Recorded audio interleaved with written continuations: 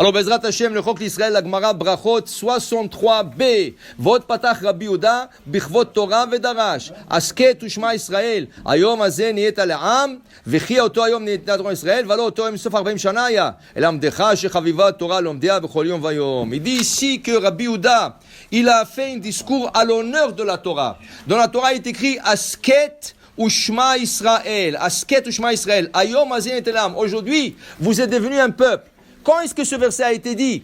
Ce verset a été dit à la fin de la 40e année, après qu'ils ont tourné dans le désert 40 ans. Ça veut dire qu'ils ont reçu la Torah il y a 40 ans. Alors pourquoi il s'est écrit Hayom Hazeh Niyeta Le'am? Aujourd'hui tu es devenu un peuple. On est devenu un peuple il y a 40 ans quand on est sorti d'Égypte. C'est là qu'on est devenu un peuple. Dit Rabbi Yehuda, באותו יום ניתנה תורה. הלא בסוף אותו 40 שנה היה. אלא למדך שחביבה תורה על לומדיה בכל יום ויום כיום שיתנה מהר סיני. La Torah est tellement chère aux yeux de ceux qui l'étudient, qui étudient la Torah, comme si elle vient d'être donnée. Chaque jour, il faut que tu vois que tu viens de recevoir la Torah. Et là, pardon, il dit là, Rabbi Tachmoun Bered Rabbi Ish Kfar Ako, Teda. Regardez ça, ça fait peur ce passage-là. Teda, sache une chose, regarde. Adam Korek Kriyat Shema, Shachrit Varvit. Pendant 40 ans, Baruch Hashem, tu es dans la tchouva, dans le Maasim Tovim, tu te lèves le matin, tu vas à la prière. Un jour, tu as raté le chemin. Tu as raté la prière. Pour une raison, tu te réveillais, tu es parti dormir, et tu te réveillais à 1h du matin, à 1h de l'après-midi, 2h de l'après-midi. Tu as raté le chemin le matin. Ou l'arvit, le soir. Tu as dit, tu es venu du travail, je suis un peu fatigué, je vais m'allonger, je vais me réveiller bientôt, je vais faire la prière. Et tu te trouvais le lendemain matin. Dit Rabbi Tanchum Bered Rabbi Teda, שהרי אדם קורא קריאת שמע שחרית וערבית וערב אחד אינו קורא דומה כמי שלא קרא קריאת שמע מעולם. C'est comme si tu n'as jamais lu le schéma. What? Ouais. C'est ça? Alors que what's up? Alors c'est ça. Il te dit ici, tu comprends l'importance. Alors ça veut dire il ne faut pas le prendre textuellement, mais pour te dire. Ne dis pas, qu'est-ce qu'il va te dire le Tzara? C'est pas grave, ça fait 40 ans que tu le fais. Tu comprends? Ça fait 40 ans que... Une fois, c'est pas grave. Mais ça commence comme ça. Une fois, c'est pas grave, et le lendemain, c'est plus tard, et après ça, tu le lis plus. C'est ça le Tzara. Le Tzara, il va te dire, c'est pas grave, parce que tu comprends? Non, il faut le prendre. Toi. Pas au niveau du ciel. Au niveau du ciel, c'est sûr qu'ils ne vont pas t'enlever 40 ans de crédit. Toi, tu dois te dire, Hasve Shalom, c'est comme si tu viens de perdre un crédit de 40 ans. Tu comprends? Tu dois le penser comme ça. Ce n'est pas comme ça, mais c'est comme ça que toi, tu te maintiens. C'est comme ça que le Tzara, tu ne laisses pas la place de rentrer en toi et te dire, c'est pas grave. Après, le lendemain, tu comprends? Ça, c'est comme ça. Kol yom vayom. Chaque jour et jour, il faut voir comme si tu viens de faire tchouva aujourd'hui. Comme si tu viens de commencer la vie aujourd'hui. Alors il dit, Asket ou Shema Israël. Hayom niyeta le'am. Et on parle à la fin de 40e année pour te dire que chaque jour pour eux était comme une nouvelle journée. Comme s'ils viennent de recevoir la Torah. Dit la Gemara, que veut dire le mot Asket? Asket. Qu'est-ce que c'est Asket? Asket, asu kitot visku batora, les fiches en la Torah eknet la machabura. Pour étudier la Torah, ça prend un groupe. N'étudie pas seul. Quand tu étudies seul, d'abord tu peux te tromper, tu peux mal apprendre. 2, tu n'as pas envie autant que quand il y a un groupe. Quand il y a un groupe, il y a plus d'envie, il y a plus de questions. Tu apprends et tu comprends des autres choses que tu n'aurais pas compris. Toujours c'est mieux d'apprendre la Torah en groupe. Que des Rabbi aussi Rabbi Hanina. D'Amar Rabbi aussi Rabbi Hanina. Maï tichtiv cherev el abadim veno'alu cherev al soneim shetamidei chamim sheyoshvim bad bevad oskim batorah. Il dit ici cherev. Ceux qui sont contre le chachamim, qui s'assoient étudier, ils auront le cherev, la glaive. Ça veut dire que, Hasbe Shalom, il y a des gens qui se moquent. Ah, ces gens-là, ils font rien toute la journée, c'est des parasites, ils sont en train de chauffer le banc, ils ne donnent rien à la société. Has v'shalom. Tu parles de groupes comme ça de Torah. Tu sais pas qu'est-ce que tu emmènes sur toi. Tu emmènes sur toi la glaive, le khérev. Ça, c'est des gens qui maintiennent en Israël. Depuis Moshe Rabbeinu, il y avait ce système. Il y avait ceux qui sortaient à l'armée, il y avait ceux qui travaillaient. Comme par exemple le Zvouloun qu'on a dit aujourd'hui, c'est le Zvouloun, c'est la Iloula de Zvouloun aujourd'hui. Il y en a qui travaillaient et ils s'assoyaient, étudiaient. Alors, il te dit ici, il y avait toujours des étudiants, il y avait toujours des groupes d'études. Il ne faut pas que tu te moques, il ne faut pas que tu dises c'est de vaut rien. Au contraire, c'est eux qui maintiennent par leur prière.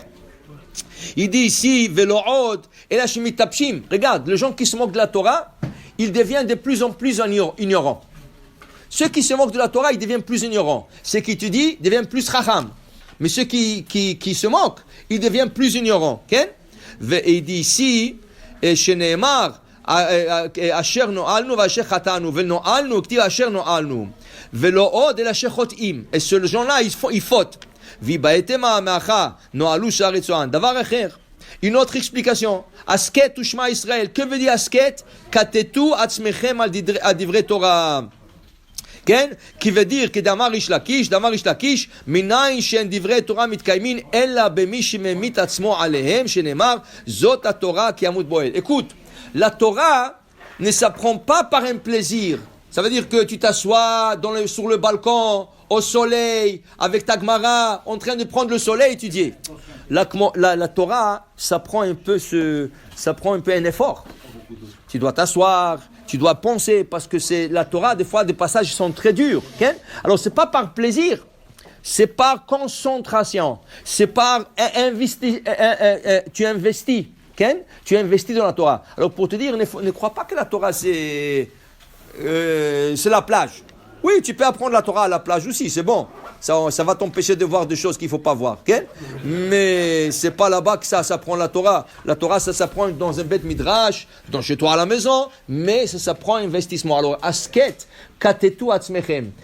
Fais les efforts pour aller étudier la Torah. Alors, tu dis, je suis confortable à la maison, j'ai le chauffage, il fait chaud et tout ça. Va voir Hillel.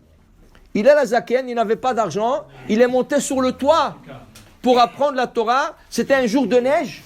La neige l'a couvert de 3 pieds et il a été couvert par la neige. Il a gelé. Il a gelé dans le toit. Et ils l'ont trouvé. Jusqu'à qu'ils l'ont descendu, jusqu'à qu'ils l'ont chauffé, jusqu'à qu'ils l'ont donné à tout ça. Mais pour te dire, il y a des gens qui s'est donné la vie pour la Torah. Il y a à Lakewood, dans la ville de New Jersey, la ville de Lakewood, okay? il y a le rabbin Kotler. Il y a une fois, il a invité quelqu'un pour Shabbat. Et cette personne, il est venu, ils ont fait Shalom Aleichem. Et là, cette personne a été attirée par la vitrine du rabbin. Dans la vitrine, il y avait toutes sortes de choses en argent. Et il n'arrêtait pas d'enlever la vue de la vitrine. Alors le rabbin dit, qu'est-ce que vous regardez? Le rabbin savait, qu'est-ce que vous regardez? Dans la vitrine, en pleine argenterie, il y avait une paire de souliers troués, déchirés. Elle dit, qu'est-ce que vous regardez? La paire de souliers, hein? Ça vous fait bizarre. Une beauté comme ça d'argenterie et une paire de souliers comme ça troués et déchirés. On dirait quelque chose des années 60. Il a dit, oui, mais qu'est-ce que ça a à voir dans la scène? Qu'est-ce que ça a à voir dans la scène? Je vais t'expliquer. Tu sais à qui appartiennent les souliers? Ils appartiennent à Rav Shach. À Rav Shach, qui est décédé, le grand Rosh Yeshiva. Il dit comment? Le Rav Shach, il est parti à la Yeshiva. Il est parti à la Yeshiva. Et il y avait la guerre mondiale. Et le Rosh Yeshiva leur a dit, je ne peux pas prendre la responsabilité pour vous, que chacun rentre chez lui à la maison. Rav Shach lui a dit au Rosh Yeshiva, mais j'ai pas d'argent pour acheter un billet de train. Alors il dit, je m'excuse mon élève, mais je ne peux pas t'aider. Qu'est-ce qu'il a fait? Il a marché 2 semaines à la maison, en route. Il dormait par terre, il mangeait comme ça. 2 semaines, il a marché à la maison pour arriver chez lui à la maison. Il n'avait pas de l'argent pour acheter un billet de train. Quand il est arrivé à la maison, sa mère lui dit, qu'est-ce que tu fais là? Il dit, mais le Rosh Yeshiva, il a dit, c'est la guerre mondiale. Il a peur qu'un missile tombe à la Yeshiva, quelque chose comme ça. Il ne veut pas prendre la responsabilité sur nous. La mère lui dit, mais qui c'est qui t'a dit que ta maison est plus sauve que la Yeshiva? Peut-être la Yeshiva est plus sauve que la maison. Retourne à la Yeshiva, je ne veux pas te voir ici. Il dit, maman, je viens d'arriver. Il dit, retourne à la yeshiva. Mais la mère n'avait pas de l'argent pour lui donner d'acheter un billet. Il lui a dit, tu marches. Tu es venu en marchant, tu marches. Il a remarché 2 semaines. Ça veut dire qu'il a marché 1 mois. 1 mois, il a marché. Il est remarché à la yeshiva. Le Rosh Yeshiva, il dit, qu'est-ce que c'est ça? Il dit, ma mère m'a dit qu'ici, c'est plus sauf. Mais imagine-toi, il a marché 1 mois dans les routes de l'époque. Il n'y avait pas l'asphalte et tout ça. Ses souliers se sont troués. Le Rosh Yeshiva lui a dit, je t'accepte à une condition. Tu me vends tes souliers. Alors le père de Rav Kotler, le Rav Aaron Kotler, celui qui a construit la yeshiva de Lakewood, il a acheté la paire de souliers, il lui a mis dans la vitrine. Il a dit, ça c'est l'étude de la Torah. Tu t'es sacrifié 1 mois, 2 semaines aller, 2 semaines retourner pour étudier la Torah. Et depuis, c'est passé en héritage de père en fils dans la vitrine. Il a dit, ça c'est l'histoire de ce père. Pour dire, la Torah c'est pas le confort. Pour la Torah, il faut s'investir. Baruch Adonai Le'olam. Amen.